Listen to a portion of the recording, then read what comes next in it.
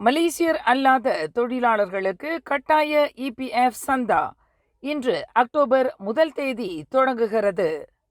தொழிலாளர் சேமநிதி வாரியமான இபிஎஃப் மலேசியர் அல்லாத தொழிலாளர்களுக்கு அவர்களின் சம்பளத்தில் பிடித்தம் செய்யப்படும் கட்டாய இபிஎஃப் சந்தா திட்டத்தை இன்று அக்டோபர் 1 முதல் அதிகாரப்பூர்வமாக தொடக்கியது.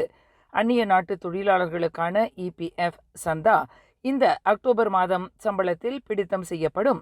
இந்த புதிய கொள்கையின் கீழ் முதலாளிகள் மற்றும் தொழிலாளர்கள் என இரு தரப்பினரும் மாத சம்பளத்தில் தலா 2 விழுக்காடு இபிஎஃப் சந்தா செலுத்த வேண்டும் என்று இபிஎஃப் வாரியம் இன்று வெளியிட்டுள்ள ஓர் அறிக்கையில் தெரிவித்தது. மலேசிய குடிநுழைவுத் துறையினரால் வழங்கப்பட்ட செல்லத்தக்க வேலை பெர்மிட் மற்றும் கடப்பிதழை கொண்டுள்ள அந்நிய நாட்டு தொழிலாளர்களுக்கு இபிஎஃப் சந்தா அவர்களின் சம்பளத்தில் கட்டாயம் பிடித்தம் செய்யப்பட வேண்டும்.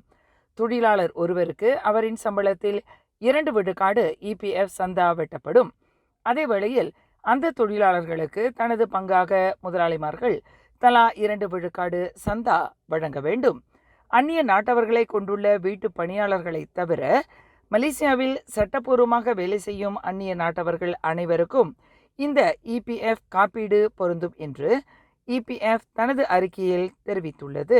மேலும் செய்திகளை தெரிந்து கொள்ள கீழே இருக்கும் பெல் பட்டனை அழுத்துங்கள். உங்கள் மகிழ்ச்சியை வெளிப்படுத்த லைக் மற்றும் ஷேர் செய்யுங்கள். தொடர்ந்து திசைகளோடு இணைந்திருக்க சப்ஸ்கிரைப் செய்யுங்கள்.